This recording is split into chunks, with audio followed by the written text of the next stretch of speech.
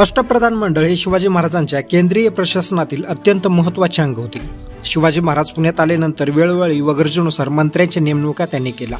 राज्याभिषेकावेळी राजांचे परिपूर्ण असे अष्टप्रधान मंडळ अस्तित्वात आले होते। तर आपण ते या व्हिडिओमध्ये अष्टप्रधान मंडळ पूर्णपणे जाणून घेऊ। मुख्य प्रधान पेशवा राज्याभिषेकानंतर पहिले पेशवे मोरोपंत पिंगळे होते।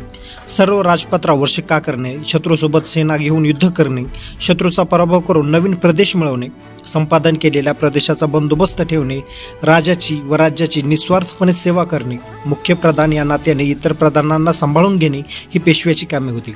मुख्य प्रधानाला वर्षाला 15,000 होऊन दिले जात होते।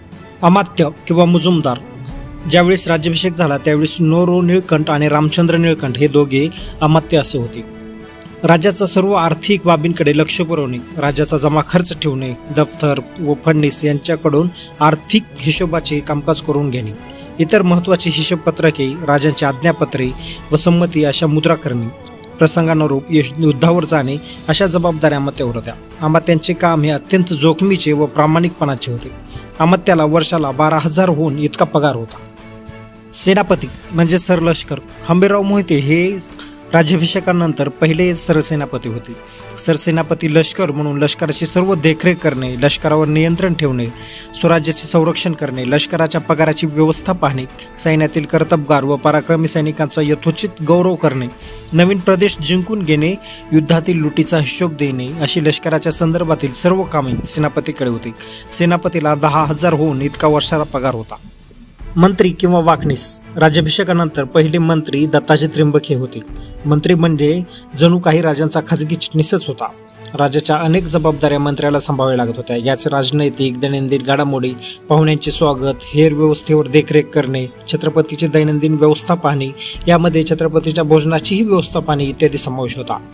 या मंत्र्याला वर्षाला 10,000 होऊन इतका पगार होता। सचिव किंवा सुरनीस अण्णाजी दत्तो हे राज्याभिषेकानंतरचे पहिले सचिव होते। छत्रपतींचा एकूणच राज्याचा पत्रव्यवहार सचिव पाहत असे। राजपत्रे स्वतः काळजीपूर्वक वाचणे व त्यातील मजकूर तपासून पाहणे हे मुख्य काम सचिवाचे होते। वेळ प्रसंगावर युद्धावर जाणे, नवीन प्रदेशाचा कारभार पाहणे ही इतर कामे सुद्धा सचिवांकडे होती। सुमंत किंवा डबेर राज्याभिषेकानंतर रामचंद्र त्र्यंबक हे सुमंत होते। सुमंत म्हणजे परराष्ट्र मंत्री। त्यांच्याकडे पत्रव्यवहाराची कामे पाहणे, परराज्याशी पत्रव्यवहार ठेवणे, परराज्यातून आलेल्या व्यक्तींचे स्वागत करणे व त्यांची व्यवस्था पाहणे, परराज्याची सर्व माहिती मिळवून ती छत्रपतींना सादर करणे अशा प्रकारचे काम रामचंद्र त्र्यंबक हे पाहत होते। पंडितराव म्हणजेच धानाध्यक्ष राज्याभिषेकानंतर रघुनाथ पंत हे पंडितराव होते। पंडितरावांकडे धर्माधिकार होता। धार्मिक बाबतीत निर्णय देण्याचे काम पंडितरावांकडे होते। राज्यातील सर्व धार्मिक कृत्य करणे, विद्वानांची संभावना करणे, दानपत्र अनुष्ठान करणे, रूढी परंपरा आचार व्यवहार अशा बाबतीत राजपत्रांवर संमत चिन्ह करण्याचे काम पंडितांकडे होते। आणि आता शेवटचा मंत्री म्हणजेच न्यायाधीश निराजीरावजी हे राज्याभिषेकानंतरचे पहिले न्यायाधीश होते।